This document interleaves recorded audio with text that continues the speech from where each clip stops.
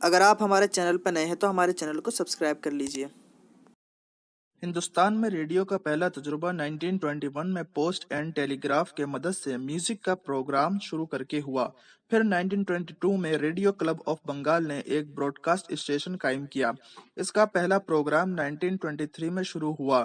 پھر 1924 میں Mumbai radio club اور 16 مئی 1924 کو مدراس پریزیڈنسی ریڈیو کلب کا قیام عمل میں آیا، مگر یہ کمپنی کامیاب نہیں ہو پائی۔ اس کے بعد اپریل 1930 میں حکومت نے ریڈیو کو اپنے انڈر میں لے کر نئے سرے سے کام شروع کرایا۔ پہلے اس کا نام انڈین براڈ کاسٹنگ رکھا، پھر 1936 میں آل انڈیا ریڈیو اور 1997 میں پرسار بھارتی کے نام سے خود اختیاری براڈ کاسٹنگ کارپوریشن کی شروعات ہوئی۔ اس طرح ریڈیو ترقی کرتا چلا گیا۔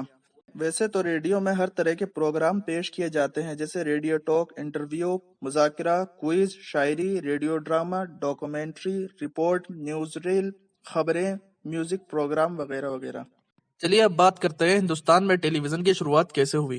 ہندوستان میں ٹیلی ویژن کی ابتدا 1959 میں یونیسکو کے ایک پائلٹ پروجیکٹ سے شروع ہوئی، جس کا مقصد غریب طبقے میں تعلیم و ترقی میں ٹیلی ویژن کے رول کا اندازہ کرنا تھا۔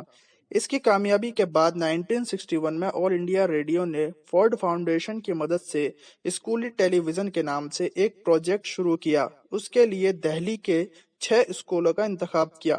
15 اگست 1965 میں روزانہ ٹیلی ویژن کی شروعات ہو گئی۔ 1975 میں ہندوستان میں سیٹلائٹ کی ابتدا ہوئی اور 15 اگست 1982 میں دوردرشن نے آزادی کا پروگرام دکھا کر رنگین ٹیلی ویژن براڈ کاسٹنگ کا سلسلہ شروع کر دیا۔ پہلے ریڈیو اور ٹیلی ویژن دونوں کے ڈپارٹمنٹ ایک ہی ساتھ تھے، مگر اب دونوں ڈپارٹمنٹ الگ الگ ہو گئے۔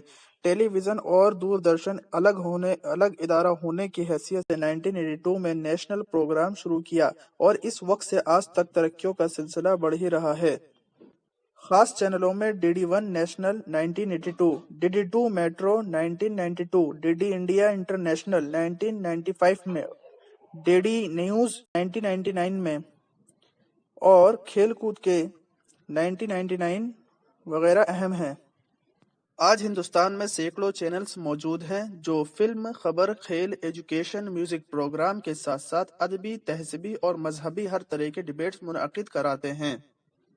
اور آج ٹیلی ویژن کی مدد سے پوری دنیا کا صورتحال کا جائزہ منٹوں میں لے لیتے ہیں۔ اگر آپ ہمارے چینل پر نئے ہیں تو سبسکرائب کیجئے، لائک اور کمنٹ بھی کیجئے اور شیئر کرنا نہ بھولیں۔